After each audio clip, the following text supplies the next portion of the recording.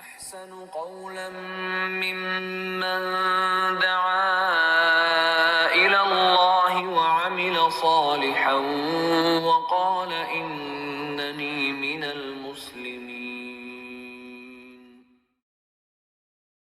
إن الحمد لله نحمده ونستعينه ونؤمن به ونتوكل عليه ونعوذ بالله من شرور أنفسنا ومن سيئات أعمالنا. من يهده الله فلا مضل له ومن يضلل فلا هادي له. أشهد أن لا إله إلا الله وحده لا شريك له وأشهد أن محمدا عبده ورسوله أرسله بالهدى ودين الحق ليظهره على الدين كله ولو كره المشركون. اللهم صل على محمد وعلى آل محمد كما صليت على إبراهيم وعلى آل إبراهيم إنك حميد مجيد. اللهم بارك على محمد وعلى آل محمد كما باركت على إبراهيم وعلى آل إبراهيم إنك حميد مجيد.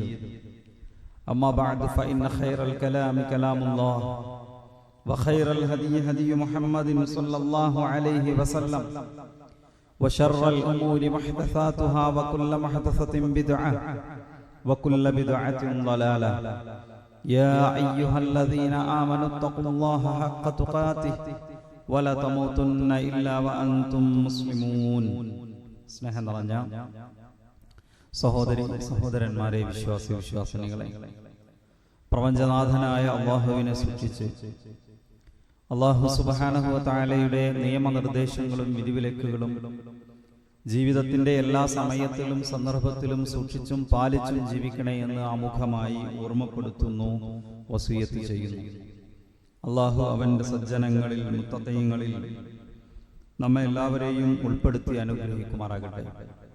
അള്ളാഹു സുബ്ഹാനഹു വ തആലയുടെ ധാരാളം അനുഗ്രഹങ്ങൾ ഓരോ സമയത്തിലും സന്ദർഭത്തിലും അനുഭവിച്ചും ആസ്വദിച്ചുമാണ് നമ്മുടെ ജീവിതം നമ്മൾ മുന്നോട്ട് കൊണ്ടുപോകുന്നത്. ചെറിയ പ്രയാസങ്ങൾ കടന്നു വരുമ്പോൾ പലപ്പോഴും വലിയ അനുഗ്രഹങ്ങളെ നമ്മൾ മറന്നു പോവുകയാണ് ചെയ്യാറുള്ളത്. അള്ളാഹുവിൻ്റെ അനുഗ്രഹങ്ങളെ ഓർത്ത് റബ്ബിന് നന്ദി കാണിച്ച് അള്ളാഹുവിൻ്റെ നന്ദിയുള്ള അടിമകളായി ജീവിക്കാൻ ശ്രമിക്കണേ എന്നാണ് ആമുഖമായി ഓർമ്മപ്പെടുത്താനുള്ളത്. റബ്ബിന്റെ അനുഗ്രഹങ്ങൾ എണ്ണി പറയുമ്പോൾ സഹോദരങ്ങളെ, നമ്മുടെ മക്കൾ നമുക്ക് കിട്ടിയ അനുഗ്രഹങ്ങളാണ് എന്ന് നമ്മൾ എപ്പോഴെങ്കിലും ചിന്തിച്ചിട്ടുണ്ടോ? നമ്മുടെ സന്താനങ്ങൾ നമുക്ക് അള്ളാഹു നൽകിയ അനുഗ്രഹങ്ങളാണ് എന്ന് നമ്മൾ എപ്പോഴെങ്കിലും ആലോചിച്ചിട്ടുണ്ടോ? അള്ളാഹു നമുക്ക് കനിഞ്ഞു നൽകിയില്ലെങ്കിൽ സന്താനങ്ങൾ നമുക്കുണ്ടാവുകയില്ല. സൂറത്ത് ശൂറയിലെ 49-50 ആയത്തുകൾ, ലില്ലാഹി മുൽക്കുസ് സമാവാതി വൽ അർദ് യഖ്ലുഖു മാ യശാഉ യഹബു ലിമൻ യശാഉ ഇനാഫ. അല്ലാഹുവിനുള്ളതാണ് ആകാശഭൂമികളുടെ അധികാരം. അവൻ ഉദ്ദേശിച്ചത് അവൻ സൃഷ്ടിക്കുന്നു. അവൻ ഉദ്ദേശിക്കുന്നവർക്ക് അവൻ പെൺമക്കളെ നൽകുന്നു. വയഹബു ലിമൻ യശാഉ ദുകൂർ. അല്ലാഹു ഉദ്ദേശിച്ചവർക്ക് അവൻ ആൺകുട്ടികളെ നൽകുന്നു. ഔ യുസവ്വിജുഹും ദുക്റാനൻ വ ഇനാഥ. അവൻ ഉദ്ദേശിച്ചവർക്ക് അവൻ ആൺകുട്ടികളെയും പെൺകുട്ടികളെയും നൽകുന്നു. വയജഅലു മൻ യശാഉ അഖീമൻ ഇന്നഹു അലീമുൻ ഖദീർ. അല്ലാഹു ഉദ്ദേശിച്ചവരെ അവൻ പ്രസവിക്കാത്ത ആളുകളാക്കി മാറ്റുകയും ചെയ്യുന്നു. അപ്പോൾ ഇതൊക്കെ റബ്ബാണ് തീരുമാനിക്കുന്നത്. അല്ലാഹുവിന്റെ ഇച്ഛയാണ്, അല്ലാഹുവിന്റെ മശീഅത്താണ്, ഉദ്ദേശമാണ്. അതനുസരിച്ചാണ് നടക്കുന്നത്. നമുക്കൊരു ആൺകുട്ടിയെ കിട്ടിയിട്ടുണ്ടെങ്കിൽ, നമുക്കൊരു പെൺകുഞ്ഞിനെ നൽകിയിട്ടുണ്ടെങ്കിൽ, നമുക്ക് തന്നത് ആൺകുട്ടികൾ മാത്രമാണെങ്കിൽ, നമുക്ക് ലഭിച്ചത് പെൺകുട്ടികൾ മാത്രമാണെങ്കിൽ എല്ലാം അല്ലാഹുവിന്റെ അനുഗ്രഹമാണ്. അതിനെ അനുഗ്രഹമായി മനസ്സിലാക്കാനും അതിന് നന്ദിയുള്ളവരായി മാറാനും നമ്മൾ പരിശ്രമിക്കേണ്ടതുണ്ട്. മുമ്പൊക്കെ പറഞ്ഞാൽ ആൺകുട്ടികളെ കിട്ടിയവൻ ഭാഗ്യവാനും പെൺകുട്ടികൾ മക്കളായി ലഭിച്ചവർ ദൗർഭാഗ്യവാന്മാരുമാണ് എന്ന് ചിന്തിച്ചിരുന്ന ഒരു സമയം ആളുകൾക്കിടയിൽ വ്യാപകമായിട്ടുണ്ടായിരുന്നു. ഇന്ന് കുറെ അധികം മാറ്റങ്ങൾ വന്നിട്ടുണ്ട്. എങ്കിലും ചിലരെങ്കിലും ചില കാര്യങ്ങളിലെങ്കിലും പെൺകുട്ടികളോട് വിവേചനം കാണിക്കുന്ന ഒരു രീതി ആളുകളുടെ മക്കളോടുള്ള സമീപനത്തിൽ നമുക്ക് കാണാൻ സാധിക്കും. നോക്കൂ, ഇസ്ലാം കടന്നു വരുന്ന കാലം സ്ത്രീകളെ അങ്ങേയറ്റം അവഗണിച്ചിരുന്ന ഒരു സമൂഹത്തിലേക്കാണ് മതം കടന്നു വരുന്നത്. അല്ലേ? ജനിച്ചു വീണ കുഞ്ഞു പെണ്ണാണെങ്കിൽ ജീവനോടുകൂടി കുഴിച്ചു മൂടിയിരുന്ന ഒരു സമൂഹം ഒരുപക്ഷെ പല രൂപത്തിലും പല രീതിയിലും പ്രായമേറെ ചെല്ലുവോളം തന്റെ പെൺകുഞ്ഞിനെ മറച്ചുവെച്ച് ജീവിക്കാൻ അനുവദിച്ച് ആ കുഞ്ഞിന് തിരിച്ചറിവുണ്ടായ കാലമായപ്പോ വീണ്ടും അയാളുടെ ഉള്ളിൽ ഒരു അപമാന ഭാരം പേറി കുഞ്ഞിനെ കൊണ്ടുപോയി കുഴി എടുത്ത് അതിലേക്ക് തള്ളിയിട്ട് കൊന്നുകളഞ്ഞ കരളലിയിക്കുന്ന കഥകൾ ജാഹിലിയത്തിലെ അറബികളുടെ ചരിത്രത്തിൽ നിന്ന് പല രൂപത്തിൽ നമ്മൾ കേട്ടിട്ടുണ്ടാകും. ഉമർ ഇബ്നുൽ ഖത്താബ് റളിയല്ലാഹു അൻഹുവിലേക്ക് അങ്ങനെ ചേർത്ത് പറയാറുണ്ട്. ഉമർ റളിയല്ലാഹു അൻഹുവിന്റെ ജീവിതത്തിൽ അങ്ങനെ സംഭവിച്ചിട്ടില്ല, പക്ഷേ ജാഹിലിയത്തിൽ പലരുടെ ജീവിതത്തിലും അങ്ങനെ ഉണ്ടായിട്ടുണ്ട്. കുഞ്ഞ് തന്റെ ചോരയിൽ പിറന്ന മകളെ വളർത്തി വലുതാക്കി ഉണ്ടാക്കി കുട്ടി പുറത്തിറങ്ങുന്ന സമയമാകുമ്പോ പിന്നെ ഉള്ളിലൊരു വേദനയാണ്, അപമാനമാണ്. അങ്ങനത്തെ ഒരു കാലത്ത് വിശുദ്ധ ഖുർആൻ എന്താണ് ഒരു പെൺകുഞ്ഞിനെ കുറിച്ച് സൂചിപ്പിച്ചത്? ഇദാ ബുശ്ശിറ അഹദുഹും ബിൽ ഉൻസാ ലല്ല വജ്ഹുഹു മുസ്വദ്ദൻ വഹുവ കലീം. ഒരു പെൺകുഞ്ഞിനെ കുറിച്ച് സന്തോഷ വാർത്ത അറിയിക്കപ്പെട്ടാൽ അവരുടെ മുഖം കറുത്തു കരിവാളിച്ചതായി മാറുകയാണ്. പെൺകുഞ്ഞ് സന്തോഷ വാർത്തയാണ് എന്ന് വിശുദ്ധ ഖുർആൻ സ്ത്രീകളെ അത്രമേൽ അവഗണിച്ചിരുന്ന, വാപ്പാന്റെ മറ്റൊരു ഭാര്യ, വാപ്പാക്ക് സ്വന്തം ഉമ്മയില്ലാത്ത വേറൊരു ഭാര്യയുണ്ടെങ്കിൽ വാപ്പ മരിച്ചാൽ ആ ഭാര്യ മൂത്ത ആൺമക്കളുടെ അനന്തര സ്വത്തായി കരുതിയിരുന്നവരാണ് ജാഹിലിയത്തിലെ അറബികൾ. അത്രമേൽ സ്ത്രീകൾ അവഗണിച്ചിരുന്ന ആളുകളാണ്. ആ കാലത്താണ് ഖുർആൻ പറഞ്ഞത് ഇദാ ബുശ്ശിറ അഹദുഹും ബിൽ ഉൻസാ ലല്ല വജ്ഹുഹു മുസ്വദ്ദൻ വഹുവ കലീം. പെൺകുട്ടി എന്നുള്ളത് ഒരു സന്തോഷ വാർത്തയാണ്. അത് വിഷമിക്കേണ്ട ഒന്നല്ല, മുഖം ചുളിച്ചുകൊണ്ട് കേൾക്കേണ്ട വാർത്തയല്ല പെൺകുഞ്ഞിന്റെ ജനന വാർത്ത എന്ന് പറയുന്നത്. അപമാനത്തോടുകൂടി കാണേണ്ട ഒന്നല്ല തനിക്കൊരു പെൺകുഞ്ഞ് ജനിച്ചു എന്ന വാർത്ത. മരിച്ച സന്തോഷമാണത് എന്ന് പഠിപ്പിച്ചു. ഒരു പെൺകുട്ടിയെ ഏറ്റവും നന്നായി പരിപാലിക്കുക എന്നതിന്റെ മനോഹരമായ മാതൃക ലോകത്ത് നമുക്ക് ചൂണ്ടിക്കാണിച്ചു കൊടുക്കാൻ സാധിക്കുന്നത് അല്ലാഹുവിന്റെ റസൂൽ സ്വല്ലല്ലാഹു അലൈഹി വസല്ലമയിലാണ്. ഏറ്റവും ഉത്തമമായ മാതൃക അല്ലാഹുവിന്റെ പ്രവാചകനെ മുഹമ്മദ് നബി സല്ലല്ലാഹു അലൈഹി വസല്ലമയുടെ 7 മക്കളിൽ 4 പേര് പെൺകുട്ടികളായിരുന്നു. ആ 4 പെൺകുട്ടികളെ എങ്ങനെയാണ് പ്രവാചകൻ വളർത്തിയത്? നബി സല്ലല്ലാഹു അലൈഹി വസല്ലം അവർക്ക് ഏറ്റവും മനോഹരമായ പേരുകൾ കൊടുത്തു. സൈനബ് എന്ന് പറഞ്ഞാൽ നല്ല സുഗന്ധമുള്ള പ്രവാചകന്റെ ഒരു മകളുടെ പേരതാണ്. സുഗന്ധമുള്ള ഒരു പൂവാണ് അല്ലേ? റുഖയ്യ എന്ന് പറഞ്ഞാൽ രണ്ടാമത്തെ മറ്റൊരു മകളുടെ പേരാണ്, ഉയർന്ന പദവിയുള്ളവൾ. ഉമ്മു കുൽസൂം എന്നാണ് പ്രവാചകന്റെ മറ്റൊരു മകളുടെ പേര്, നല്ല മുഖ സൗന്ദര്യമുള്ളവൾ. ഫാത്തിമ എന്നാണ് പ്രവാചകന്റെ മറ്റൊരു മകളുടെ പേര്, മുറിച്ചു മാറ്റുന്നവൾ എന്നാണ്. എല്ലാ മോശമായ സ്വഭാവങ്ങളും തന്റെ ജീവിതത്തിൽ നിന്ന് മുറിച്ചു മാറ്റി ഉന്നതമായ സ്വഭാവത്തിന്റെ ഉടമയായി ജീവിക്കുന്നവൾ. മനോഹരമായ പേരുകളാണ് അല്ലാഹുവിന്റെ പ്രവാചകൻ സല്ലല്ലാഹു അലൈഹി വസല്ലം തന്റെ മക്കൾക്ക് കൊടുത്തത്. ആ പെൺമക്കളെ പ്രവാചകൻ വളരെ സ്നേഹത്തോടെ, വാത്സല്യത്തോടെ, ആദരവോടെ കണ്ടിരുന്നു എന്ന് പ്രവാചകന്റെ ജീവിതം എടുത്തു പരിശോധിച്ചാൽ കാണാൻ കഴിയും. നോക്കൂ, ഫാത്തിമ ബിൻത് റസൂലില്ലാഹി സ്വല്ലല്ലാഹു അലൈഹി വസല്ലം ഖാലത്ത്, പ്രവാചകന്റെ മകൾ ഫാത്തിമ പറയാണ്, വകാനത് ഇദാ ദഖലത് അല നബി സ്വല്ലല്ലാഹു അലൈഹി വസല്ലം ഖാമ ഇലൈഹാ ഫഖബ്ബലഹാ വഅജലസഹാ ഫീ മജ്ലിസിഹി. നബി സ്വല്ലല്ലാഹു അലൈഹി വസല്ലമയുടെ അടുക്കലേക്ക് ഫാത്തിമ പ്രവാചകന്റെ വീട്ടിലേക്ക് കടന്നു വന്ന നബി എന്താ ചെയ്യുക? ഖാമ ഇലൈഹാ, നബി സല്ലല്ലാഹു അലൈഹി വസല്ലം എഴുന്നേറ്റ് നിൽക്കും. മകള് വീട്ടിലേക്ക് വരും, അല്ലാഹുവിന്റെ റസൂൽ എഴുന്നേറ്റ് നിൽക്കും. ഇന്ന് പോലും ആളുകൾക്ക് ചിന്തിക്കാൻ പറ്റുമോ? ഫഖബ്ബലഹാ, പ്രവാചകൻ അവളെ ചുംബിക്കും, ഉമ്മ വെക്കും. വഅജ്ലസഹാ ഫീ മജ്ലിസി, അവളെ കൊണ്ടുവന്ന് പ്രവാചകന്റെ സീറ്റിലിരുത്തും. 1400 കൊല്ലം മുമ്പുള്ള കാര്യം പറയണത്. 1400 കൊല്ലം മുമ്പുള്ള സംഗതി. നബി സല്ലല്ലാഹു അലൈഹി വസല്ലം എഴുന്നേറ്റ് ചെന്ന് ഉമ്മ കൊടുത്ത് തന്റെ സീറ്റിലേക്ക് ഇരുത്തുമെന്ന് നബി സല്ലല്ലാഹു അലൈഹി വസല്ലമയുടെ മകൾ തന്നെ ഉദ്ധരിക്കുകയാണ്. പ്രവാചകനെ കുറിച്ചും പറയുന്നുണ്ട്, ഇദാ ദഖല അലൈഹാ ഖാമത് മിൻ മജ്ലിസിഹാ, പ്രവാചകൻ ആയിഷ ബീവിന്റെ വീട്ടിലേക്ക് കടന്നു ചെന്നാൽ, നബി സല്ലല്ലാഹു ഫാത്തിമ ബീവിന്റെ വീട്ടിലേക്ക് കടന്നു ചെന്നാൽ ഫാത്തിമ റളിയല്ലാഹു അൻഹ എഴുന്നേറ്റ് നിൽക്കും. എന്നിട്ട് ഫഖബ്ബലതുഹു, പ്രവാചകന് ഉമ്മ കൊടുക്കും. വഅജ്ലസതുഹു ഫീ മജ്ലിസിഹാ, എന്നിട്ട് പ്രവാചകനെ തന്റെ വീട്ടിൽ തന്റെ ഇരിപ്പിടത്തിൽ ഇരുത്തും. നോക്കൂ, അത്രമേൽ ആത്മബന്ധമായിരുന്നു, സ്നേഹബന്ധമായിരുന്നു ആ വാപ്പയും മോളും തമ്മിലുള്ളത്. മക്കളോട് സംസാരിച്ചാൽ, മക്കളോട് ഒന്ന് സ്നേഹം പ്രകടിപ്പിച്ചാൽ, മക്കളോടൊന്ന് അടുത്തു നിന്നാൽ അവർ തലമക്കേറോന്ന് ചിന്തിക്കുന്ന രക്ഷിതാക്കന്മാർ ഇന്നുണ്ട്, ഇപ്പോഴും ഈ കാലത്തുണ്ട്.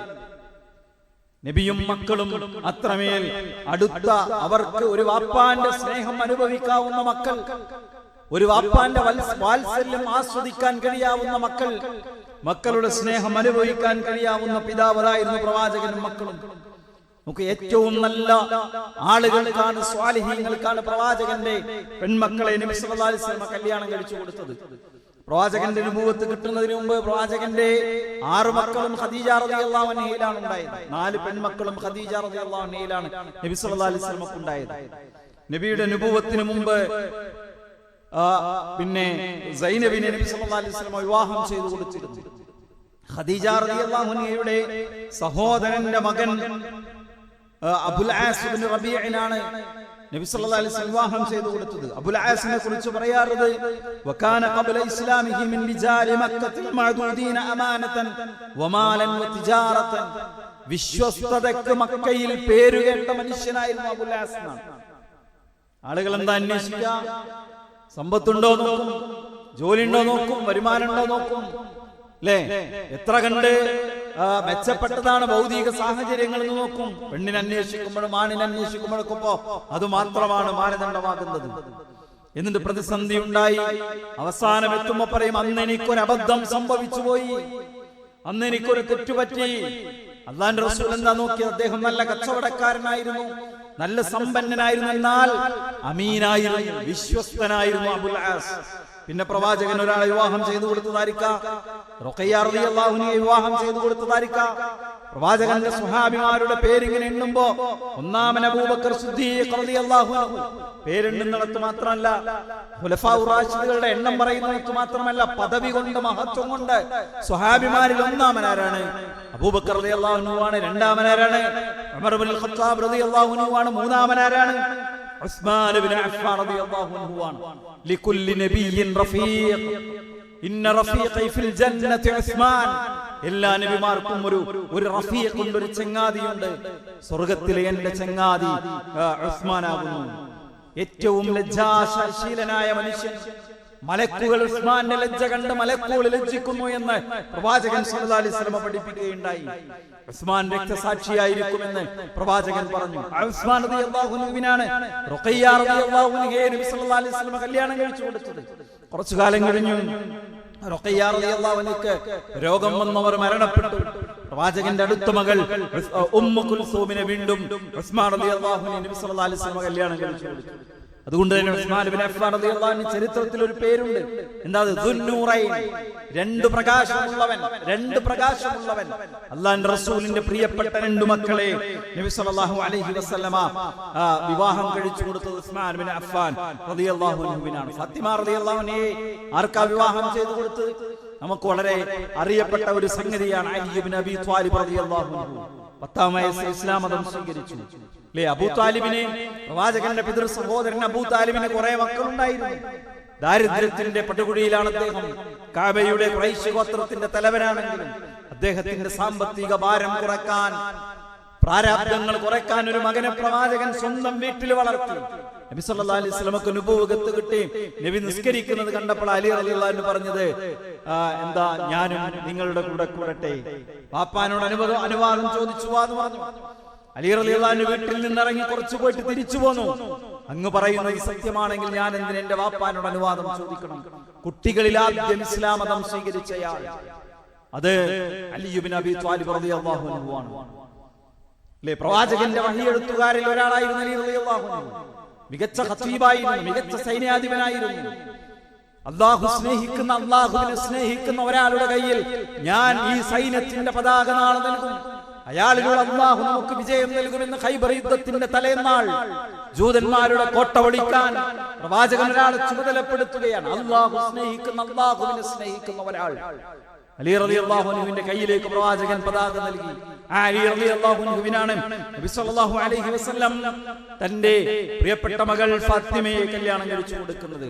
പറയുന്നത് നല്ല പേരിട്ട് കൊടുത്തു.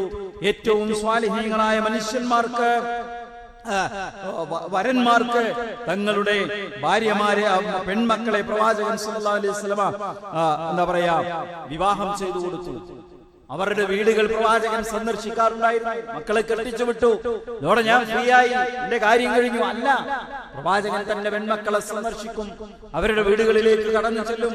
ഒരിക്കൽ ഫാത്തിമ റളിയല്ലാഹു അൻഹയുടെ വീട്ടിലേക്ക് കടന്നു ചെന്നപ്പോഴാണ് നബി സല്ലല്ലാഹു അലൈഹി വസല്ലമയോട് ഫാത്തിമ റളിയല്ലാഹു അൻഹ പരാതി പറഞ്ഞത്. ഞാൻ ജോലി ചെയ്തെന്റെ കൈ കണ്ടോ തഴമ്പ് പിടിച്ചു, എനിക്ക് പ്രയാസമാണ്, കഴിയുന്നില്ല, എനിക്കൊരു വേലക്കാരനെ വെച്ച് തരുമോ, എനിക്കൊരു ജോലിക്കാരനെ വെച്ച് തരുമോ? നബി സല്ലല്ലാഹു അലൈഹി വസല്ലമ ഇരുന്നു. എന്നിട്ട് പിന്നെ ഫാത്തിമ റളിയല്ലാഹു അൻഹയെ ചേർത്ത് നിർത്തിയിട്ട് പറഞ്ഞു. എന്താ പറഞ്ഞത്? ഇതാ, നീ എല്ലാ ദിവസവും ഉറങ്ങാൻ കിടക്കുന്നതിന് മുമ്പ് അൻ തുകബ്ബിറ 34 തവണ അല്ലാഹു അക്ബർ പറയണം, 33 തവണ സുബ്ഹാനല്ലാഹ് പറയണം, 33 തവണ അൽഹംദുലില്ലാഹ് പറയണം.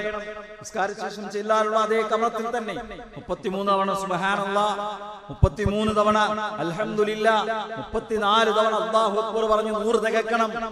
ഇതാണ് നിനക്ക് ഒരു ഖാദിമുള്ളതിനേക്കാൾ, നിനക്കൊരു ജോലിക്കാരനുള്ളതിനേക്കാൾ, ഒരു ജോലിക്കാരിയുള്ളതിനേക്കാൾ നിനക്ക് ഏറ്റവും ഉത്തമം എല്ലാ ദിവസവും ഉറങ്ങാൻ കിടക്കുന്നതിന് മുമ്പ് ഈ ദിക്ർ ചൊല്ലാണെന്ന്. ഫാത്തിമ ബീവിയുടെ അടുത്തേക്ക് അലി റളിയല്ലാഹു അൻഹു കടന്നു വന്നു. വാപ്പ വന്നിരുന്നു, പ്രിയപ്പെട്ട നബി വന്നിരുന്നു. ഫാത്തിമ റളിയല്ലാഹു അൻഹ പറഞ്ഞു. എന്തു പറഞ്ഞു? അലി റളിയല്ലാഹു അൻഹു പറഞ്ഞു, വാപ്പ എനിക്ക് 3 ദിക്ർ പഠിപ്പിച്ചു. രണ്ടുപേരും മരണം വരെ അത് തുടർന്നു. അലി റളിയല്ലാഹു അൻഹുവിനെ ഞാൻ പലപ്പോഴും പറയാറുണ്ട്. അലി റളിയല്ലാഹു അൻഹുവിനോട് ചോദിക്കുന്നുണ്ട്, എല്ലാ ദിവസവും നിങ്ങൾ ആ ദിക്ർ ചൊല്ലിയിരുന്നോ? ഞാൻ ഇന്നേ വരെ ഒരിക്കൽ പോലും, ഒരു രാത്രി പോലും ആ ദിക്ർ വിട്ടുപോയിട്ടില്ല. സിഫീൻ യുദ്ധം നടന്ന അന്നോ സ്വഹാബിമാർക്കിടയിൽ തന്നെ ആശയക്കുഴപ്പമുണ്ടായി. യുദ്ധത്തിലേക്ക് എത്തിയ വല്ലാത്ത മാനസിക സംഘർഷമുള്ള ദിനരാത്രങ്ങൾ. അദ്ദേഹം പറഞ്ഞു, സിഫീനിന്റെ അന്ന് രാത്രിയും അല്ലാഹുവിന്റെ റസൂൽ എന്റെ പ്രിയപ്പെട്ട പത്നിയിലൂടെ എനിക്ക് പഠിപ്പിച്ചു തന്ന ആ ദിക്ർ ഞാൻ മറന്നിട്ടില്ല. നമ്മുടെ സുഹൃത്തുക്കളെ, നബി സല്ലല്ലാഹു അലൈഹി വസല്ലമ തന്റെ പെൺമക്കളെ സന്ദർശിക്കാറുണ്ടായിരുന്നു. അവരെ കല്യാണം കഴിച്ചു വിട്ട എല്ലാം കഴിഞ്ഞു എന്നല്ല, അവരെ പോയി സന്ദർശിക്കും. അല്ലേ? ഒരിക്കൽ ചെന്നപ്പോ വീട്ടിൽ അലി റളിയല്ലാഹു അൻഹു ഇല്ല. അപ്പോ നബി സല്ലല്ലാഹു അലൈഹി വസല്ലമ ചോദിച്ചു, എവിടെ പോയി അലി? ഫാത്തിമ റളിയല്ലാഹു അൻഹ പറഞ്ഞു, ഞങ്ങൾക്കിടയിൽ ഒരു ചെറിയ അസ്വസ്ഥതയുണ്ടായി, ഞങ്ങൾക്കിടയിൽ സംസാരമുണ്ടായി. അങ്ങനെ അദ്ദേഹം എന്നോട് ചെറിയൊരു പിണക്കത്തിലാണ്. ഭാര്യ ഭർത്താക്കന്മാർക്കിടയിൽ ഉണ്ടാകാൻ സാധ്യതയുള്ള സംഗതികളാണ്. രണ്ടു മനുഷ്യരാണ്, സ്ത്രീയും പുരുഷനുമാണ്. ചെറിയ ചെറിയ അഭിപ്രായ ഭിന്നതകൾ ഉണ്ടാകും. അല്ലേ? അഭിപ്രായ ഭിന്നതകൾ ഉണ്ടായ പിന്നെ എന്താ ഉണ്ടാവുക? വേഗം എന്റെ മകളെ അവൻ അങ്ങനെ ചെയ്തോ എന്നാണ് മോർച്ച കൂട്ടിക്കൊടുക്കുന്ന പിതാക്കന്മാരുണ്ടാകും. പലപ്പോഴും ഇത് എരികേറ്റി കൊടുക്കുന്ന സഹോദരിമാരുണ്ടാകും. മകനും ഭാര്യയും തമ്മിലുള്ള ഇടയിൽ ഇടപെടുന്ന മകന്റെ ഉമ്മയുണ്ടാകും. ഉമ്മാക്കും മകനും ഇടയിൽ പ്രശ്നമുണ്ടാക്കുന്ന ഭാര്യമാരുണ്ടാകും. അല്ലാഹുവിന്റെ റസൂൽ എന്താ ചെയ്തത്? നേരെ എവിടെ പോയി അന്വേഷിക്കാൻ ആളെ വിട്ടു. അലി എവിടെ പോയി? വീട്ടിൽ നിന്നിറങ്ങിയപ്പോ അലി എവിടെ അന്വേഷിച്ചപ്പോ പറഞ്ഞു, അലി ഇബ്നു അബീ ത്വാലിബ് റളിയല്ലാഹു അൻഹു അദ്ദേഹം മസ്ജിദുൻ നബവിയിൽ കിടക്കണം. അദ്ദേഹത്തിന്റെ ശരീരത്തിലുള്ള വസ്ത്രം അങ്ങനെ നീങ്ങി, ശരീരഭാഗത്തിലുള്ള മുകൾ ഭാഗത്തുള്ള വസ്ത്രം നീങ്ങി, ശരീരത്തിൽ മണൽ പറ്റിപ്പിടിച്ചിട്ടുണ്ട്. നബി സല്ലല്ലാഹു അലൈഹി വസല്ലം തമാശ രൂപേണ വിളിച്ചു, യാ ഖും യാ അബാ തുറാബ്, മണ്ണിന്റെ വാപ്പ എഴുന്നേൽക്ക്. ഒരു തമാശ എന്നാണ്. നബി സല്ലല്ലാഹു അലൈഹി വസല്ലം തടവി കൊടുത്തുന്നാണ്. പുറത്തുള്ള മണലെല്ലാം തട്ടിക്കൊടുത്തിട്ട് പറഞ്ഞു, വീട്ടിൽ പോ. അതവിടെ അവസാനിച്ചു. ഭാര്യാഭർത്താക്കന്മാർക്കിടയിൽ ഉണ്ടായേക്കാവുന്ന ലളിതമായ സൗന്ദര്യ പ്രശ്നങ്ങളെ ഒരു മകളുടെ വാപ്പ എന്ന നിലയ്ക്ക് എങ്ങനെയാണ് അല്ലാഹുവിന്റെ റസൂൽ അതിനെ കൈകാര്യം ചെയ്തത് എന്നത് വല്ലാത്ത ഒരു മാതൃകയാണ്. പ്രവാചകൻ വീട് സന്ദർശിക്കും, അവരുടെ പ്രശ്നങ്ങൾ അന്വേഷിച്ചറിയും, അവരുമായി സ്നേഹം പങ്കുവെക്കും. പ്രവാചകന്റെ പ്രിയപ്പെട്ട മകൾ സൈനബ് മരിച്ചപ്പോ അനസ് ഇബ്നു മാലിക് റളിയല്ലാഹു അൻഹു ഉമ്മു കുൽസൂമിന്റെ മരണത്തെ കുറിച്ച് പറയുന്നുണ്ട്. ഷഹീദിനാ ബിൻതല്ലി റസൂലില്ലാഹ്, അല്ലാഹുവിന്റെ റസൂലിന്റെ മകൾ ഉമ്മു കുൽസൂം മരിച്ചതിന് ഞങ്ങൾ സാക്ഷികളായി. ഖാല റസൂലുള്ളാഹി സ്വല്ലല്ലാഹു അലൈഹി വസല്ലം ജാലിസൻ അലൽ ഖബർ, പ്രവാചകന ഉമ്മു കുൽസൂമിന്റെ ഖബറിന്റെ അടുത്ത് പ്രവാചകൻ ഇങ്ങനെ ഇരിക്കുകയാണ്. ഫറഅയ്തു ഐനൈഹി തദ്മഅൻ, പ്രവാചകന്റെ 2 കണ്ണിൽ നിന്നും കണ്ണുനീരൊഴുകിയിരുന്നു. ഒരു പിതാവിന്റെ വാത്സല്യം കണ്ണിൽ നിന്നിങ്ങനെ കണ്ണുനീരായി ഒഴുകുന്നത് ഞങ്ങൾ കാണുകയുണ്ടായി. നബി സല്ലല്ലാഹു അലൈഹി വസല്ലമയും മക്കളും തമ്മിലുള്ള, പ്രത്യേകിച്ച് പെൺമക്കളും തമ്മിലുള്ള സ്നേഹം പറയുമ്പോ, പരസ്പരമുള്ള അടുപ്പം പറയുമ്പോ ഏറ്റവും കൂടുതൽ പ്രവാചകന്റെ കൂടെ ജീവിച്ചത് ഫാത്തിമ റളിയല്ലാഹു അൻഹയാണ്. നമുക്കറിയാം നബി മരിക്കുന്നതിന് മുമ്പ് എല്ലാ മക്കളും മരിച്ചുപോയി. പ്രവാചകൻ മരിച്ചതിന് ശേഷവും ജീവിച്ച ഒരേ ഒരാളെ, അത് പ്രിയപ്പെട്ട പ്രവാചകന്റെ മകൾ ഫാത്തിമ റളിയല്ലാഹു അൻഹയാണ്. ഫാത്തിമയെ പ്രവാചകൻ വിളിച്ചിരുന്ന വാക്കുപോലും എത്ര മനോഹരമാണ്. യാ ഫാത്തിമ ഫിൽദത കബ്ദി, എന്റെ കരളിന്റെ കഷ്ണമായ ഫാത്തിമ. പ്രവാചകൻ ഒരു മകളെ അഭിസംബോധന ചെയ്യാൻ, ഫിൽദത കബ്ദി, എന്റെ കരളിന്റെ കഷ്ണമായ ഫാത്തിമ, നീ ദുനിയാവിൽ എന്തുവാണെങ്കിൽ എന്നോട് ചോദിച്ചോ, പരലോകത്ത് നിന്നെ രക്ഷപ്പെടുത്താൻ എനിക്ക് കഴിയില്ലട്ടോ.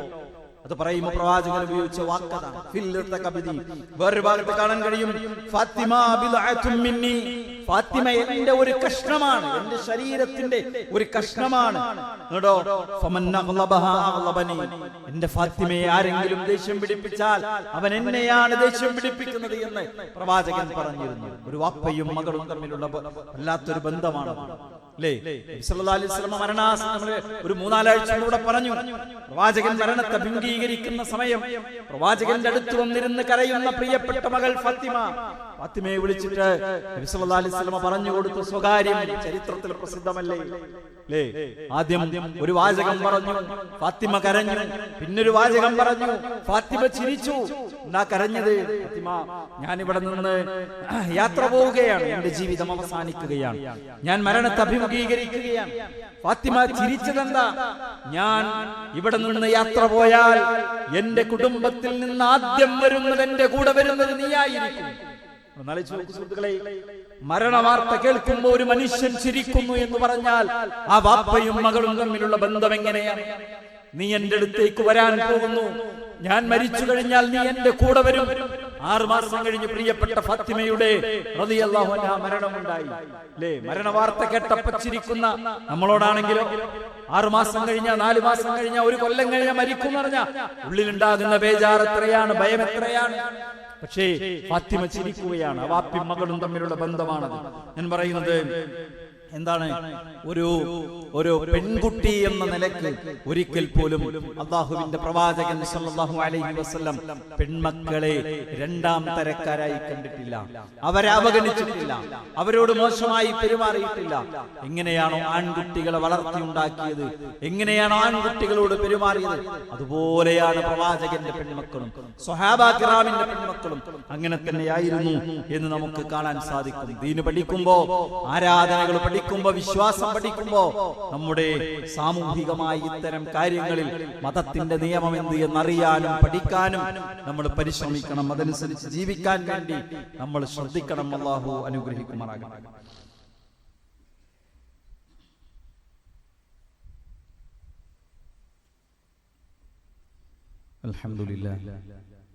അൽഹംദുലില്ലാഹി റബ്ബിൽ ആലമീൻ വസ്സലാത്തു വസ്സലാമു അലാ നബിയിനാ മുഹമ്മദിൻ വഅലാ ആലിഹി വഅസ്ഹാബിഹി അജ്മഈൻ. അമ്മാ ബഅദ്. ഇത്തഖുല്ലാഹ ഇബാദല്ലാഹ്. സ്നേഹം നിറഞ്ഞ സഹോദരന്മാരെ, വിശ്വാസികളെ, അല്ലാഹുവെ സൂക്ഷിച്ച് അല്ലാഹുവിന്റെ നിയമനിർദ്ദേശങ്ങളും വിധിവിലക്കുകളും ജീവിതത്തിന്റെ എല്ലാ സമയത്തിലും സന്ദർഭത്തിലും സൂക്ഷിച്ചും പാലിച്ചും ജീവിക്കണേ എന്ന് ഒരിക്കൽ കൂടി ഓർമ്മപ്പെടുത്തുന്നു, വസിയത്ത് ചെയ്യുന്നു. അല്ലാഹു അവന്റെ സജ്ജനങ്ങളിൽ, മുത്തഖീങ്ങളിൽ നമ്മെ എല്ലാവരെയും ഉൾപ്പെടുത്തി അനുഗ്രഹിക്കുമാറാകട്ടെ. നമ്മുടെ അടുത്ത പ്രദേശമായ തളിയിൽ ഈ വരുന്ന ഞായറാഴ്ച 5 മണിക്ക് ഒരു വലിയ ദഅവാ പ്രോഗ്രാം സംഘടിപ്പിക്കപ്പെട്ടിട്ടുണ്ട്. കഴിയുന്ന ആളുകളെല്ലാം അതിൽ പങ്കെടുക്കണമെന്ന് സാന്ദർഭികമായി ഓർമ്മപ്പെടുത്തുകയാണ്.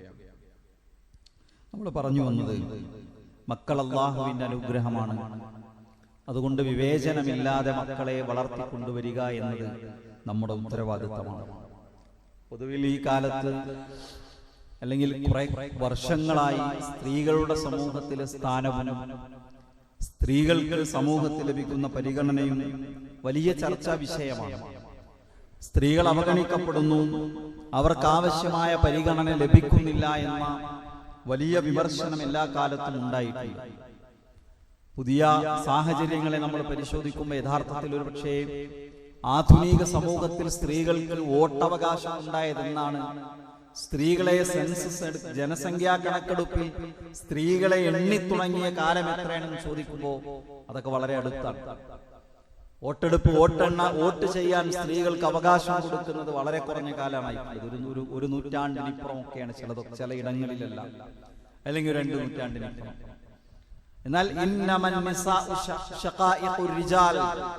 പുരുഷനെ പോലെ മനുഷ്യന്റെ പകുതിയാണ് സ്ത്രീ എന്ന് അല്ലാഹുവിന്റെ റസൂൽ സല്ലല്ലാഹു അലൈഹി വസല്ലം പഠിപ്പിച്ചു. ജനിച്ചത് ലിംഗം പെണ്ണിന്റേതാണ് എന്നുള്ളത് കൊണ്ട് ഒരു നിലക്കുള്ള അവഗണന ഉണ്ടാകാൻ പാടില്ല എന്ന് കണിശമായി മതം പറഞ്ഞു. അങ്ങനെ വിവേചനമില്ലാതെ പെൺകുട്ടികളെ വളർത്തുന്ന ആളുകളെ സംബന്ധിച്ചിടത്തോളം അവർക്ക് വലിയ പുണ്യമുണ്ട് എന്ന് പ്രവാചകൻ പഠിപ്പിച്ചു. ഹദീസ് കാണാം, മൻ ആല ഇബ്നതൈനി ഔ സലാസൻ ഔ ഉഖ്തൈനി ഔ സലാസൻ. ഒരാൾക്ക് 2 പെൺകുട്ടികൾ ഉണ്ടായി, ആ 2 പെൺകുട്ടികളെ അയാൾ നന്നായി നോക്കി പരിപാലിച്ചു, അല്ലെങ്കിൽ 3 പെൺകുട്ടികൾ ഉണ്ടായി, അല്ലെങ്കിൽ 2 സഹോദരിമാരുണ്ടായി, അല്ലെങ്കിൽ 3 സഹോദരിമാരുണ്ടായി. ആ ആളുകളെ, അവരെ 2 സഹോദരിമാരെ അല്ലെങ്കിൽ 2 പെൺകുട്ടികളെ നന്നായി നോക്കി വളർത്തിയാൽ ആ ആളുകളെ സംബന്ധിച്ചിടത്തോളം പ്രവാചകൻ പറയാണ്, കുന്തു അന വഹുവ ഫിൽ ജന്നതി കഹാതൈൻ. പ്രവാചകൻ തന്റെ നടുവിരലും ചുണ്ടുവിരലും ഇങ്ങനെ ഉയർത്തിപ്പിടിച്ചിട്ട് പറഞ്ഞു, ഞാനും അയാളും സ്വർഗത്തിൽ ഇപ്രകാരമായിരിക്കും. അള്ളാന്റെ റസൂലിന്റെ കൂടെയായിരിക്കും സ്വർഗത്തിൽ. ആരാണ്?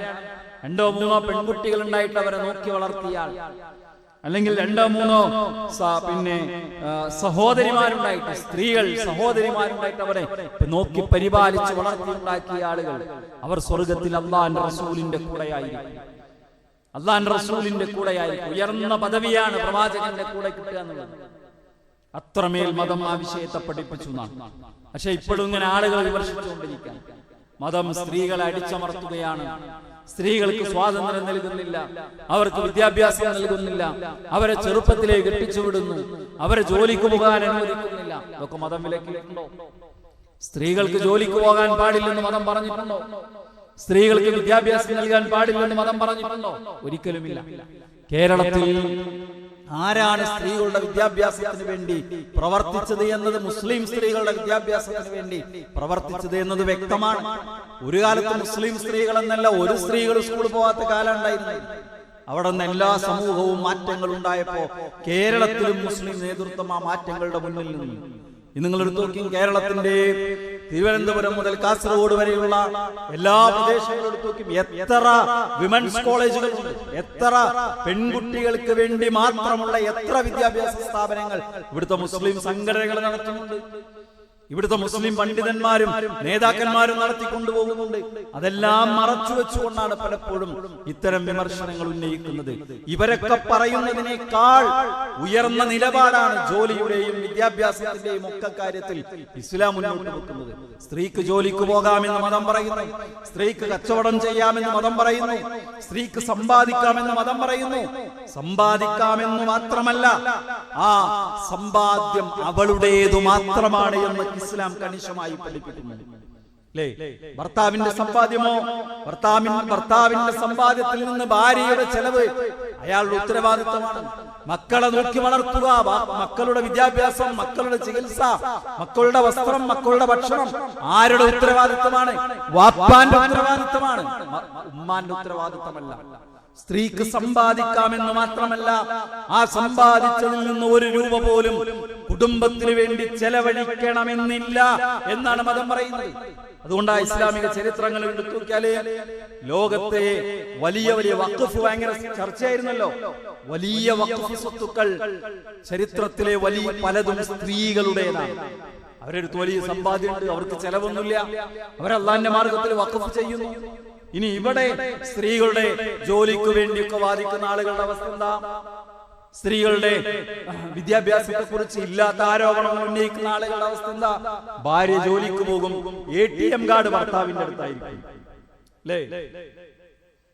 ഭാര്യ ജോലിക്ക് പോകും, UPI പിൻ നമ്പർ ഭർത്താവിന്റെ അടുത്തായിരിക്കും. ഭാര്യക്ക് എന്താ പല ഉത്തരവാദിത്തങ്ങളും അധികാര സ്ഥാനങ്ങളും ഉണ്ടാകും. പിൻ സീറ്റിലിരുന്നത് ഡ്രൈവ് ചെയ്യുന്നത് ഭർത്താവായിരിക്കും. ആ വക കാപട്യമല്ല ഇസ്ലാം പഠിപ്പിക്കുന്നത്. ല്ലേ? അത്തരം തരം താഴുന്ന കപട സ്ത്രീ മോചനമല്ല ഇസ്ലാം പഠിപ്പിക്കുന്നത്. ഒരു സ്ത്രീ, ആ സ്ത്രീയെ സംബന്ധിച്ചിടത്തോളം ചെറുപ്പത്തിൽ വാപ്പയുടെ സംരക്ഷണത്തിലാണ്.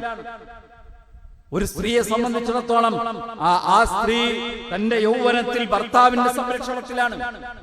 ഒരു സ്ത്രീയെ സംബന്ധിച്ചിടത്തോളം ആ സ്ത്രീ വാർദ്ധക്യത്തിൽ മക്കളുടെ സംരക്ഷണത്തിലാണ്. ഏറ്റവും അധികം കടമയുള്ളത് ആരോട് എന്ന് ചോദിച്ചപ്പോൾ അല്ലാഹുവിന്റെ റസൂൽ പറഞ്ഞെന്താ? നിന്റെ ഉമ്മയോട്, നിന്റെ ഉമ്മയോട്, നിന്റെ ഉമ്മയോട്. അപ്പൊ പറയാണ്, ഞങ്ങൾക്ക് സംരക്ഷണമല്ല വേണ്ടത്. നിങ്ങൾ ഈ സ്ത്രീകളെ എങ്ങനെ സംരക്ഷിക്കുന്ന അവരെ നിങ്ങൾ തുറന്നു വിടുന്നാണ്. ധാരാ പറയണത് പുരുഷന്മാരാ പറയാ. സംരക്ഷണമല്ല, അവർക്ക് സ്വാതന്ത്ര്യം വേണ്ടത്. സ്ത്രീകൾ എന്താ പറയുക? ഒരു സ്ത്രീ ഏറ്റവും അധികം ആഗ്രഹിക്കുന്ന ശരിക്കും പരിഗണനയാണ്, കെയറിംഗ് ആണ്. ഒരു സ്ത്രീയുടെ മനസ്സ് സംതൃപ്തമാകുന്നത് കെയറിങ്ങിലൂടെയാണ്. ഭർത്താവിന്റെ, മാതാവിന്റെ, പിതാവിന്റെ, സഹോദരങ്ങളുടെ, മക്കളുടെ ഉയർന്ന പരിഗണന ലഭിക്കുന്നിടത്താണ് ഒരു സ്ത്രീ മാനസികമായി സംതൃപ്തയാകുന്നത്. മറ്റതൊക്കെ വാദങ്ങൾക്ക് വേണ്ടി പറയാം, വാദിച്ച് തോൽപ്പിക്കാൻ വേണ്ടി ഇല്ലാത്ത പ്രചരിപ്പിക്കാൻ. ഞാൻ പറഞ്ഞത്, മതം യഥാർത്ഥത്തിൽ ഉന്നതമായ പദവി നൽകിയിട്ടുണ്ട്. മാത്രവുമല്ല, ജാബിർ ഇബ്നു അബ്ദുല്ലാ റളിയല്ലാഹു അൻഹു ഉദ്ധരിക്കുന്ന ഒരു ഹദീസ് കാണാം. എന്താ പറഞ്ഞത്? മൻ കാന ലഹു സലാസു ബനാത്തിൻ യുഅദ്ദിബുഹുന്ന വയർഹംഹുന്ന വയുകഫിലുഹുന്ന. ഒരാൾക്ക് 3 പെൺമക്കളുണ്ടായി. ആ 3 പെൺമക്കളെ നല്ല സംസ്കാരം പഠിപ്പിച്ചു അയാൾ. ആ 3 പെൺമക്കളോട് അയാൾ കരുണ കാണിച്ചു. ആ 3 പെൺമക്കളെ അയാൾ പോറ്റി വളർത്തി. എന്നാൽ വജബതു ലഹുൽ ജന്നത്തുൽ ബത്ത, ഉറപ്പാണ് അയാൾക്ക് സ്വർഗ്ഗം. അപ്പൊ സ്വഹാബത്ത് ചോദിച്ചു, ഫഇൻ കാനതാ ഇത്നതൈൻ, പ്രവാചകരെ 3 എണ്ണല്ലേ പറഞ്ഞത്, 2 എണ്ണാണെങ്കിലോ? നബി സല്ലല്ലാഹു അലൈഹി വസല്ലം പറഞ്ഞു, 2 ഈ പറഞ്ഞത് അവൾക്ക് കിട്ടും, അവനക്ക് കിട്ടും. 2 പെൺകുട്ടികളെ കാരുണ്യം കാണിച്ച് പോറ്റി വളർത്തിയാൽ, നല്ല സംസ്കാരം പഠിപ്പിച്ച് വളർത്തിയുണ്ടാക്കിയാൽ സ്വർഗ്ഗമുറപ്പ് എന്ന പ്രവാചകൻ പറഞ്ഞത്. ഈ ഹദീസ് വിശദീകരിച്ചുകൊണ്ട് പണ്ഡിതന്മാര് പറയുന്നുണ്ട്, ആരെങ്കിലും അല്ലാഹുവിന്റെ റസൂലിനോട് നബിയെ ഒരു മകളാണെങ്കിലോ എന്ന് ചോദിച്ചിരുന്നുവെങ്കിൽ നബി ഒരു പക്ഷേ 1 എന്ന് ഒരു പെൺകുട്ടിയെ വളർത്തിയാലും ഇത് കിട്ടുമെന്ന് പറയുമായിരുന്നു. അതാണ് ഇസ്ലാം യഥാർത്ഥത്തിൽ പെൺകുട്ടികൾക്കും സ്ത്രീകൾക്കും കൊടുക്കുന്ന പരിഗണന എന്നാണ്. സുഹൃത്തുക്കളെ, ഇത് ആൾക്കാരോട് വാദിച്ച് ജയിക്കാനും ആളുകളെ പറഞ്ഞു ബോധ്യപ്പെടുത്താനും മാത്രമല്ല, നമ്മുടെ ജീവിതത്തിൽ പകർത്താനുള്ളതാണ്.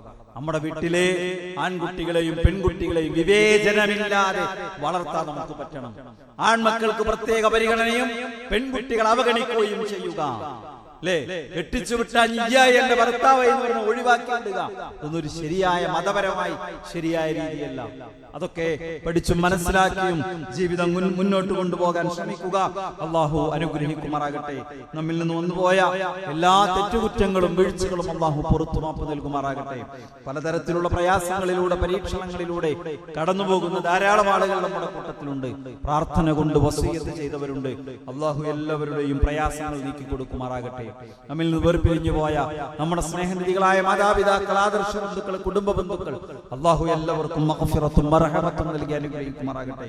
അല്ലാഹുമ്മ ഗഫിർ ലിൽ മുഅ്മിനീന വൽ മുഅ്മിനാത്ത് വൽ മുസ്ലിമീന വൽ മുസ്ലിമാത്ത് അൽ അഹ്യാഇ മിൻഹും വൽ അംവാത് ഇന്നക മുജീബുദ് ദഅവാതി യാ ഖാദിയൽ ഹാജാത്.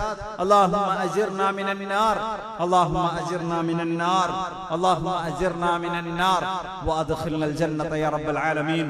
അല്ലാഹുമ്മ അഇസ്സൽ ഇസ്ലാം വൽ മുസ്ലിമീൻ وأذل الشرك المشركين. ربنا آتنا في الدنيا حسنة وفي الآخرة حسنة وقنا عذاب النار.